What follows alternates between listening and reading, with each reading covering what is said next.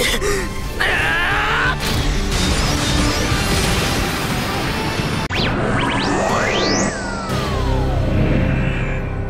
what is up again everyone? Welcome back to another Gunpla review, and today I'm taking a look at both the Gundam Double O Sky as well as the Gundam Double O Sky Higher Than Sky phase, as essentially they're pretty much the same model kit with a couple of differences. As always, this video right here would not be possible without those awesome people over at HobbyLink Japan, so if you want one or the other of these kits, then you can get them down in those links in the description. Now here we go. So after a whole lot of deliberation, both versions of the Double O Sky just scraped themselves a Mecha Gaikotsu Gold Dokuro.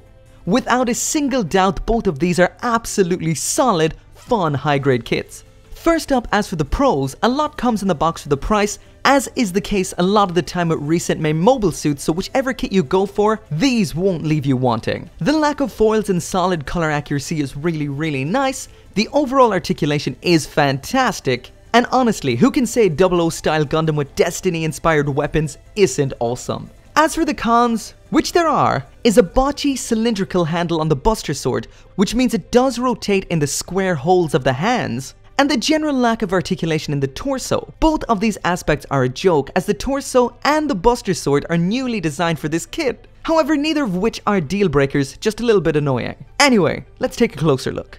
So moving right into the aesthetics, and this right here is the Gundam Double O Sky and the Double O Higher Than Sky phase out of the box and snapped together with minimal panel lining. First off, as for the Double O Sky, the overall aesthetic of this kit looks so damn good. The hands and the joints are recycled from the 2008 high-grade Gundam Double O, so they're the same as what we saw with the Gundam Double O Diver as well as the Double O Diver Ace. The new armor looks absolutely great with those huge pointed GN drives raised up in a V over the shoulders. The absolutely newly designed torso, those strong, thick legs, and I have to say though that the blocky feet do look a little bit on the silly side, but besides that, looking awesome. Overall, the aesthetic of this kit is very nice to look at with a general upwards facing V aesthetic right across the entire kit.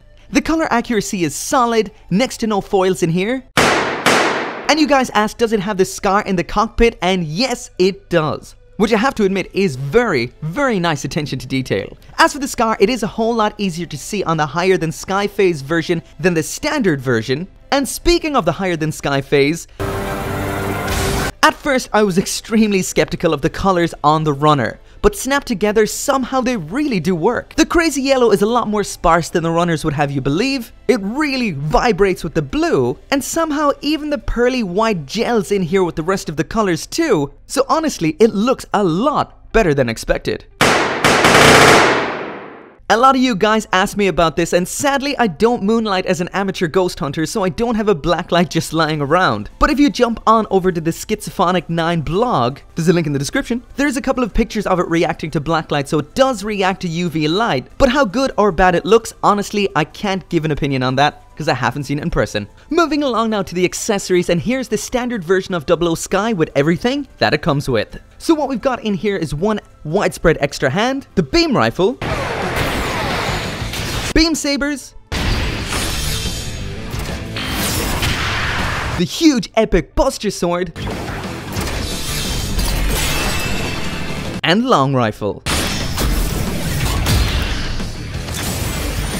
As for the beam rifle, pretty standard in solid grey. We've got a front moving handle, a handy dandy handle on top, and a peg pops out for storage on the butt flap. As for the beam sabers, they're fairly standard. Sadly, these can't be stored on the mobile suit itself, but when they are in use, they do use this blue section of the front skirting. Both the Buster Sword and the long rifle, they clip onto the GN drive sections up here over the shoulders. These attach really securely, and the gimmick which swings them forward is really nicely designed. The Buster Sword folds out, clicks in, beam section pops in like this, and it is absolutely glorious looking, but has a really dumb handle design, so it rolls around in the hand instead of staying in place, which is a little annoying. The rifle is pretty similar as well, that flips forward and comes off if you want, flips out, clicks in, and there's two handles midway along its length that flip forward. In the box as well, we do have a backpack adapter, which is more like a backpack extender, and as you can see in the instructions here, this can be used for using some other high-grade backpacks with the Double O Sky. Moving now onto the higher than sky phase, and this comes with everything we saw with the standard version and more. Definitely enough to justify that extra 700 yen on the price tag. First up are the smaller triangular beam effects. These can attach onto the back of the bracers like so, or onto the shin armor down here on the legs. As for the bigger effect parts, which are for using with the GN drives up over the shoulders, they can be used with just the burst wing looking effects. This looks absolutely fantastic, or they can be combined with those circular, more explosive looking effects. And I really can't express just how nice this actually looks. Bandai really nailed these effects right here. The last thing then that is included with the higher than sky phase is a full action base 5 in a nice frosty orange, which complements the blue extremely well. Well, now I can't unsee that. And once it is finally all set up with the stand and the effect parts, the fluorescent parts, which looked a bit extra at first, now fit right in. And honestly, the whole package looks incredible. In the end, all the over-the-top parts and colors really do become more than the sum of its parts, and this right here is one eye-catching kit. Moving on to the articulation, and both versions of this kit have exactly the same articulation, which is excellent. This definitely does go toe-to-toe with the 00 Diver, and even though it is a little bit more bulky, it doesn't lose any of the awesome articulation. Of course, the one major letdown is one we're all used to with high-grade Gunpla, and that's the complete lack of articulation at the waist. Just like in the anime when it's close combat time, there is that small transformation to lash position, which means the whole backpack pulls out of the way, giving all the joints a little bit more freedom to move around. As for the neck joint, it's that standard poly cap we're used to, but because of that big collar around the neck, we don't get a whole lot of motion, just a little bit of up and down and side to side, no full rotation. A little bit of forward and back at the shoulder poly cap. There's the arm all the way up, pretty good. Full 360 rotation at the shoulder as well as at the upper arm. Really decent bend at the elbow. This also bends backwards. We also have a little bit of extra movement here. Standard ball and socket at the wrist. The bracer can pop off. As you can see, there's 2 connection points under here, so that means it can fit on in 2 separate positions, one out a little bit further over the hand. For a newly designed torso, there is absolutely nothing in here. You don't even get much rotation, it's all blocked. Not great. The front skirting armor can flip up. These do come attached on the runner, but you can separate them so they can move independent from each other. But that does make them less secure and more likely to fall off. Side skirting flips up and down, can move back and forward. Nothing at the butt flap. Massive kick up to the front. Full rotation at the thigh. Extremely decent bend at the knee for those bulky legs. And I really like how the knee armor separates as the knee bends. That's pretty cool. The shin armor can clip out and move down and forward. This Hermes looking ankle armor that can spin all the way around. Typical 00 ankles, full side to side, up to the front as well as out to the back. Next, the toes and the heel can flip down as part of lash position. Lastly, the backpack, and there's a whole lot going on here. These grey arm sections you'll recognize from the standard version of 00. These can move up and down, back and forward. We have a pivot up here on top, full 360 spin at this point, and here which allows the weapons to swing forward. And up here we have 3 different points of articulation for opening this whole section up here. Finally then, these armored sections on the front, they can fully rotate 360 degrees as well as flip out and in. I have to admit, at first I didn't really like these shoulders, but the amount of articulation and extreme expressive poses you can pull off with these things is crazy. These are really cool.